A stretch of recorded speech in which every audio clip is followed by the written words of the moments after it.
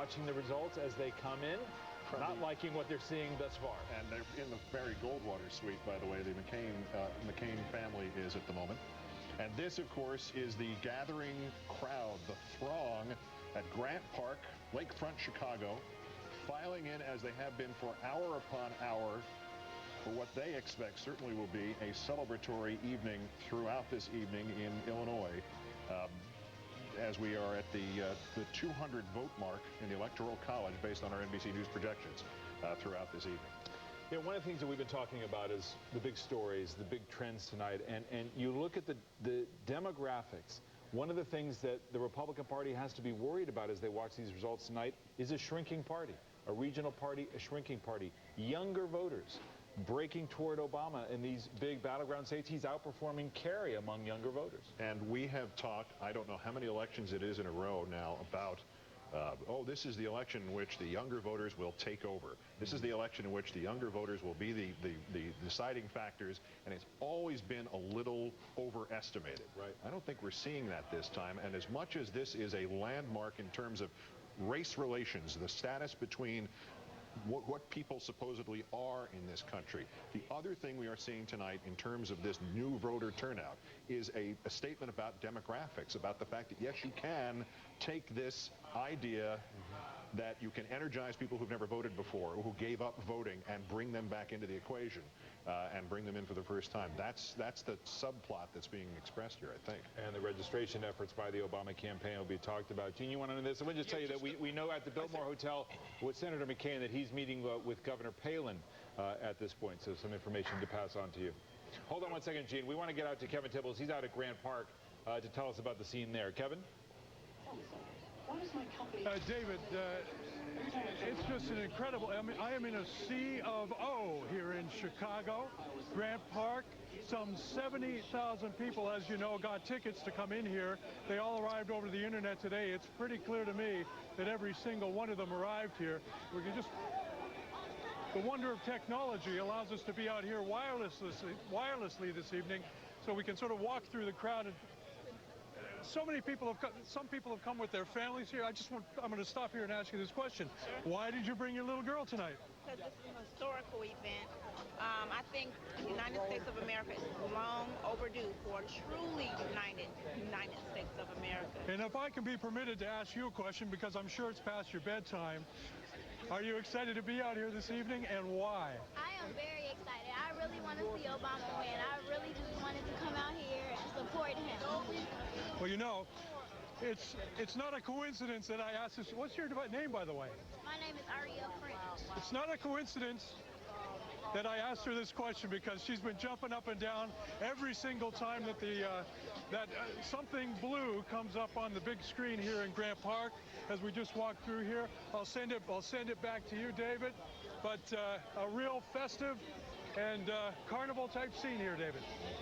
Kevin Tibbles at Grant Park. You notice how the stage was put together there very much like the scene at Invesco Field for the Democratic Convention, where Obama will eventually come into the sea of people. And just think about, in terms of our history as a nation, the last time that Grant Park became part of that dialogue 40 years ago, and what a different image and what a different symbolism it can represent this time as opposed to last. Let me just get in. We want to get into this. Let's just get the call in for Texas. Has gone for Senator McCain. NBC News projection there, 34 electoral votes, pretty solidly red, you would expect. Senator McCain has Texas. Gene? You saw that picture in Grant Park and that cute little girl, and I think at the end of the night we're going to be talking a lot about demographics and diversity. We're going to be talking about African American voters. We're going to be talking about Latino voters. I think from what we've seen in New Mexico, what we think we might be seeing in Florida, and the kind of new face of America, what America looks like today as opposed to what America looked like 40 or 50 years ago. I think the big part of the Republican Party's problem is it looks more like the America of the past than the America of today. Got to get a break here. Coming up at the top of the hour, the polls close in 4 more states, representing 20 more electoral votes. Some important ones: Iowa, Nevada, Utah, and Montana. We're going to have results and characterizations when we return on MSNBC. Our election night coverage here continues after this.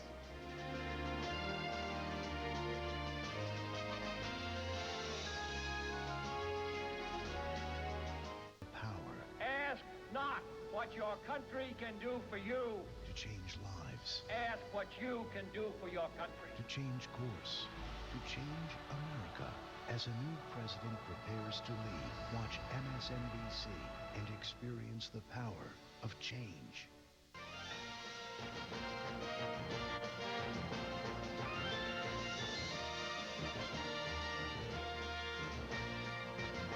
At 10 p.m. on the East Coast, 7 p.m. Pacific time, more closings and an important result. The news from Iowa.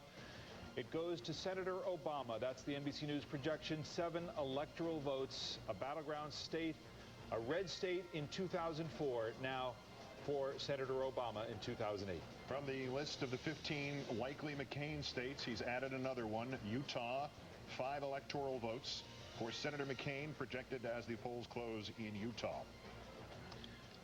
To the electoral vote map at this point, 207 electoral votes now. McCain at 129. There is a feeling, based on some reporting from the McCain headquarters, that the magnitude of this night beginning to settle in for the McCain campaign.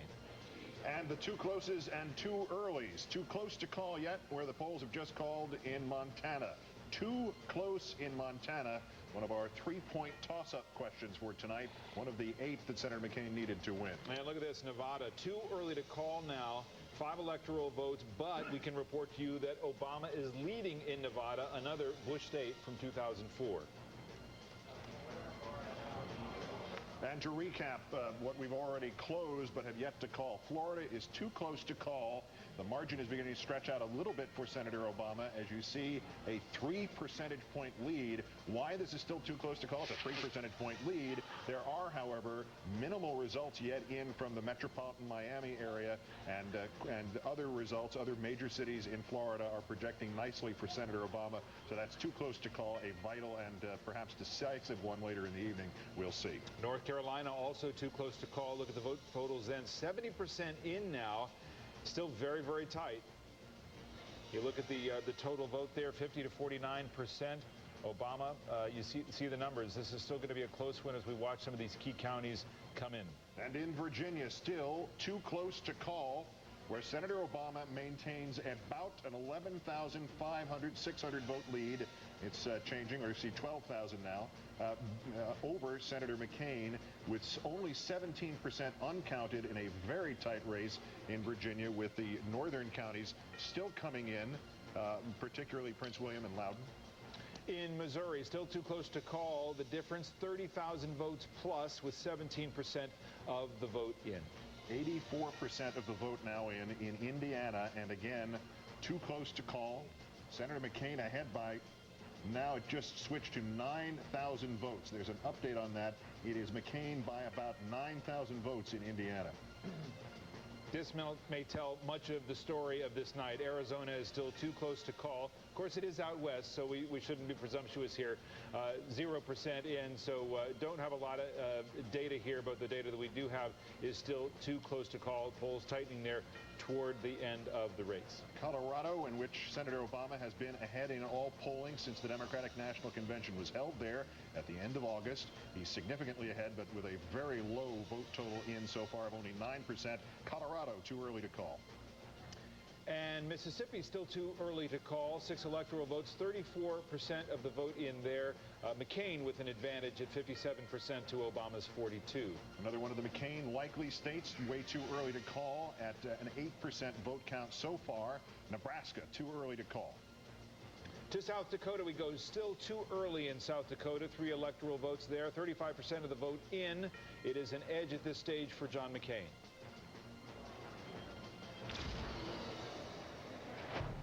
And these are the live pictures we can show you from Grant Park on the south side of Chicago. Obama party headquarters there. He's actually at home with family having dinner.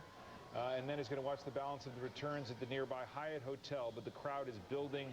The night is lovely. The skyline is majestic. But look at that shot of people there. And as much as there may be party in the soul here, they are still dressed. This is still business out here. At Grant Park, you can hear the roar over that we're talking over. You can hear it at home too. That is not a yet. Well, they just heard us talking about them. But still, there are not banners being waved in significant amounts. There's an American flag there. It is an organized, orderly scene. Another total disconnect from Grant Park in the history of this country. And here is Harlem, New York, a live shot from Harlem where the crowds are building, but really it's a similar scene. You know, we heard so much, Chris, on this as well. Senator Obama made it as clear as he could in the final days of this campaign. Don't get ahead of yourselves. Don't party too early. The Democratic Party's been out of power for a long time here from the White House. Yeah, but I'm sure these pictures are moving around the world. We're watching right now, and they're watching this, as I often say, in Rangoon right now. They're watching these pictures, and people online are watching it and keeping up with it. And I must say, although we have to be careful about getting out of the story here, that the world is once again looking at America with wonder, the way they used to do years ago, wondering how do we do it? How did we get into this? No other Western country has gotten as far as we've gotten tonight in terms of this election, in terms of changing history. And I have to tell you, it's great to see America surprising the world again in a positive way. And these crowds are sending a message to the world that something's happening here in the 60s way. But as you say, in the 60s, there was an anti-war movement, which was the minority movement in the country, and it was defeated in that 68 election. This time, the candidate who ran against the war and built his coalition in the Democratic Party by opposing a war and by opposing a Senator Clinton, who had supported that war authorization, it's such a flip of history. Well, yeah, we can talk all and accurately about the economy and it taking over this presidential race for the last 6 to 8 weeks of it, and clearly that's true. But the fact that this race was this race 6 to 8 weeks ago is predicated, as you have continually pointed out throughout this entire year, to your credit, is predicated on the idea that that was Senator Obama's stance from before his national renown began about that war. For a year or two, the word change meant opposition to the war. Exactly. Change now means opposition to the state of the economy. We just have to take note of these images coming out of Grant Park. They're worldwide, these pictures. And how large this crowd is and will continue to build. This story will play out. There is a contrast, of course, to Arizona. Our correspondent Savannah Guthrie is there at McCain headquarters in the Biltmore Hotel in Arizona, where I suspect there is a different scene and a different feeling, even as we have a ways to go, Savannah.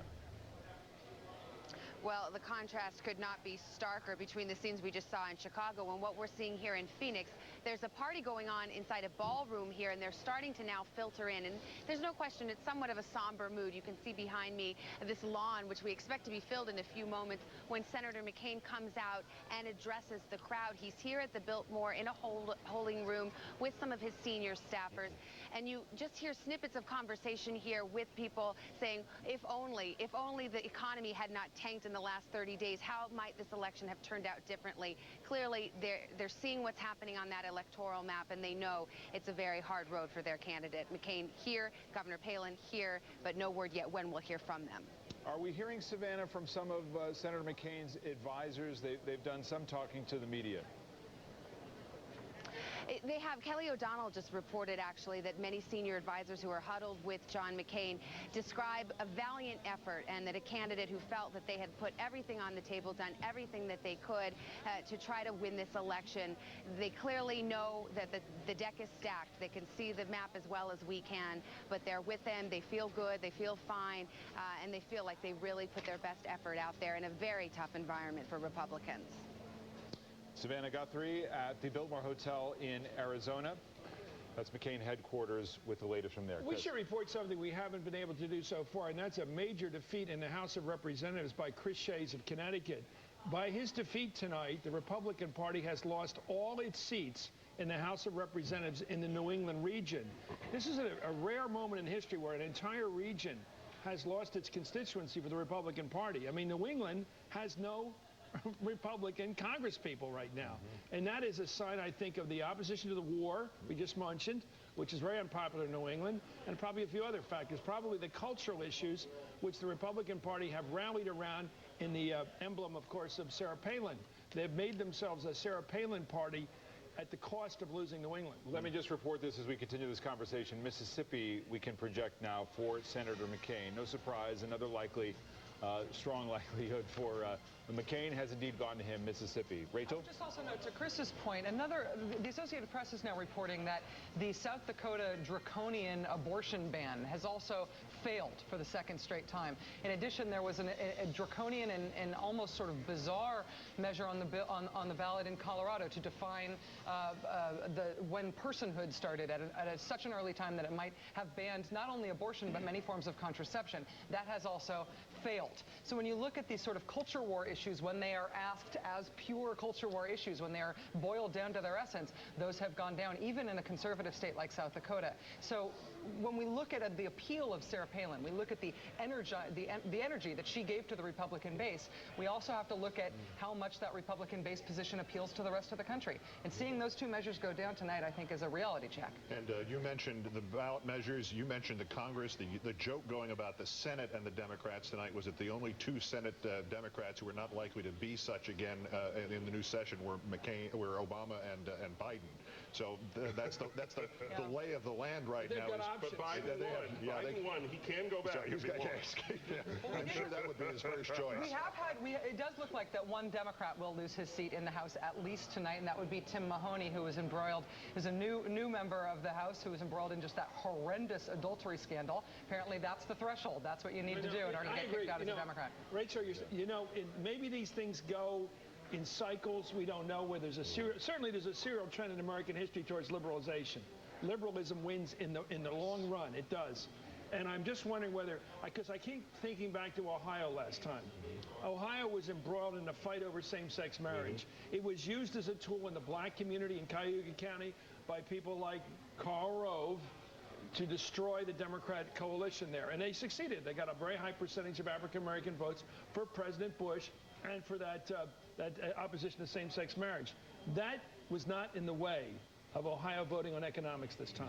Let's get back to the battlegrounds. A little bit of news. We can tell you Senator Obama's movements now. He was having dinner with family. He's now on his way to the Hyatt and getting closer to ultimately showing up at Grant Park, where the crowd is growing there. Let's go back to our political director, Chuck Todd, and focus on the remaining big battlegrounds. Chuck, where are we? Well, I just want to jump in on the House thing again. I'm so glad Chris brought it up about this regional issue here, because after tonight, the advantage, you're going to have a huge advantage for Democrats in what they control out west, a huge advantage where Democrats in House seats control in the Midwest, and now a unanimous advantage pretty much in the Northeast. Pretty close. They're going to, New York, some New York seats are in trouble. New Jersey seats are in trouble for the Republican Party. The only place where the Republicans are going to have an advantage in House seats in the only region is in the South, and that region, it's going to be much narrower. But it's a stunning thing, the Chris Chase thing. This is going to be, I think, known as the low point for the Republican Party in their minority status as far as Congress is concerned. But I want to jump, and I want to talk about one more House race and what it has to do with the presidential. Florida's 8th Congressional District. Rick Keller, Republican. Early tonight, I told you, this was my canary in the coal mine about Florida. Rick Keller went down. He's in Orlando. That race is done. It's been called. This is Orange County. In his congressional district in 2004, President Bush got 55%. It's mostly Orange County, the 8th Congressional District. Anyway, here's what Orange County looks like right now. 98% in. Obama's near 60%. This is one of those counties that makes the Obama people feel really good about their chances in Florida. We haven't called Florida yet, but this, Rick Keller to me was the canary in the coal mine. His only crime politically was being an R. It wasn't like what happened to Tom Feeney, north of him, a Republican congressman that also lost tonight. He lost big. Rachel mentioned the Tim Mahoney thing. His crime was adultery. Rick Keller's crime politically was having that R next to his name, and he went down 52-48 tonight. That, to me, tells you what's going on in Florida, even though we haven't called it. Chuck, just bring us up to speed then on North Carolina and Virginia. Anything new there that you're watching that you can fill us in on? One thing I'm talking to our boiler room. Indiana, by the way, very quickly, don't expect us to call it until all the votes have come in. This is one we're going to let it go all the way. As Keith and Chris will remember, it's like deja vu all over again with Indiana. We're actually going to wait till all the votes are counted because we haven't seen, we haven't gotten everything out of Gary yet. We have one county that hasn't reported at all, but we have 75% going on right now there. But we'll see out of there. In Virginia, You've seen the numbers improve slightly for Obama as these numbers have come in. We still have some sporadic reporting. To me, I want to look at Fairfax County. Only half the vote is in Fairfax. That's going to make the Obama people feel good, but it's razor thin, and this could be another one where we may wait till the vote comes in. In North Carolina, we're not that close. The county I've been watching is Mecklenburg. This is a big Obama county. When it all comes in, only 25% of the votes coming in right now. So still Obama with a very narrow lead. And we may, again, those 3 states, we may let all the vote actually come in before we're making any projections. Isn't it just interesting, though, Keith, that we spent so much of this campaign talking about these routes that Obama had? Virginia, Colorado, it soaked up a lot of discussion. Chuck Todd, thank you very much. And yet it may come down to Florida and Ohio. He may go into the big battlegrounds and steal those away and not need these other states. And obviously we already saw, certainly relative to closing time, we got the final margin when we get the final margin, but that was a fairly quick call. He took Ohio. The estimates on that were within an hour and a half of polls closing. There are people who are not convinced that the 2004 Ohio vote is in yet. Over, yeah. And some of McCain's lean likelies, what did we just declare not 10 minutes ago, 2 hours after the polls closed? One of the Mississippi, we just closed relatively recently. Right. These things have lined up pretty quickly for Obama, and whether they are decisive numerically, they have been decisive enough demographically for us to be able to do these calls, right, which I think is a significant edge to it as well. Something extraordinary is happening in our history tonight, and I think it's not too early to report it. That is, if you look at the pattern of state reports so far we've been able to give you in terms of sound conclusions as to what each state has done, there's no evidence so far that Barack Obama's ethnicity, the fact that he's an African American, has hurt him. I mean, if you look at the bottom line here, after all the talk we've had about the Bradley effect, and it may be there at the margin, but look at the states we worried about in terms of that having an impact. It hasn't. The states that have gone Republican have gone Republican 100,000 times before and may do it 100,000 times again with white candidates. There's no evidence that the racial factor so far has been critical in this election in terms of the Electoral College, which is a dramatic development in the country I grew up in. This is dramatic. Let's go back out to Chicago South Side, Grant Park. Our correspondent Ron Allen is there. Ron, what are you seeing? What are you hearing? Well, it's starting to become quite a scene out here. The energy is growing as each minute passes by. When the crowd learned that Ohio had gone to Obama, something just changed. There's also a rumor out here, I haven't seen her, that Oprah is out in the crowd, which gives you an indication of what's going to happen here in a little while. There is a steady stream of people walking right behind me, behind here on this stage. The doors opened, I guess, officially about an hour or so ago. And ever since then, this park has just been filling up. I understand the mayor of the city has invited everyone to come downtown Chicago to celebrate, and apparently they're probably going to do that out just beyond here. Just echoing, following on what Chris was saying, the crowd here is very diverse. It's obviously a mix of people of all different backgrounds, young, old, black, white, Asian, Hispanic. It is America in all its hues and all its tones. And that is the group that has supported Barack Obama and apparently is going to, I'm not going to say give him victory, but certainly pushing him in that direction. That's very striking about the crowd. There is a festive attitude. The music has been blaring. People are just really starting to enjoy themselves and watching closely. Ohio, New Mexico, when those states fell, the mood really changed, and I think that things are only going to build and get just even more joyous as we go on. I'm starting to lose track of my thoughts because it's just becoming an amazing scene out here. Guys, back to you. Ron Allen, thank you very much. We confirm at least for Ron that Oprah has arrived in the area. Whether she's out in the crowd or not, I think is up for discussion, but not by us. Perhaps we'll see her later. Our coverage will continue here on MSNBC right after this break.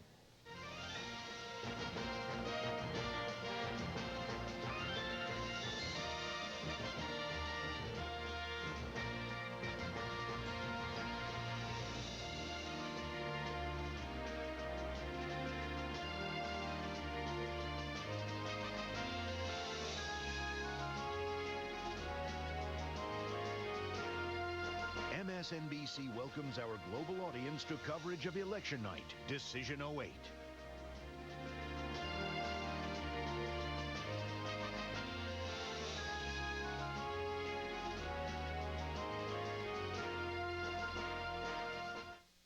MSNBC's coverage of the 2008 presidential election is brought to you by Divided We Fail. I was just out of college. Among voters who say Palin mattered, it was a slight advantage for McCain. I've always had this view of vice presidential votes, and I remember this vividly because I started the line of questioning that led to such an embarrassment for Dan Quayle 20 years ago. And we always wondered about how much of an effect. I mean, he clearly had a rough campaign season that year and was judged by many to be callow and not very well prepared. I thought that judgment was unfair to him, but there it was. And in the end, it was clear that it didn't matter. That people thought of him, yeah, well, maybe he's not really ready to be president, but we're voting for him for vice president, and we don't think that people do not cast votes for president very often because. To introduce the Voting Rights Act to the nation and to a joint session of the Congress. And near the end of the speech, he said, and we shall overcome, and we shall overcome. I was sitting next to Dr. Martin Luther King Jr. in the home of a doctor in Selma, and I looked at Dr. King and tears came down his face. He started crying, and we all cried a little to hear Lyndon Johnson say, and we shall overcome. And Dr. King said, John, we will make it from Selma to Montgomery, and the Voting Rights Act will be passed. If it hadn't been for Lyndon Johnson and the Voting Rights Act and the involvement of hundreds and thousands and millions of our citizens, there would be no Barack Obama tonight as President of the United States of America. Congressman, there's 63 electoral votes to go. We're not ready, obviously, to declare anybody yet will be the winner of this election. But should he get to 270, is there another tear you'll shed tonight? Well, I tell you, I cried a little today when I cast my vote, and I've been crying during the past few days. I don't know whether I have any tears left, but earlier tonight, I tell you, I was at Ebenezer Church speaking to a group, hundreds and thousands of citizens, and when Pennsylvania went over to Barack Obama, I shouted for joy. And I didn't know I could jump so high.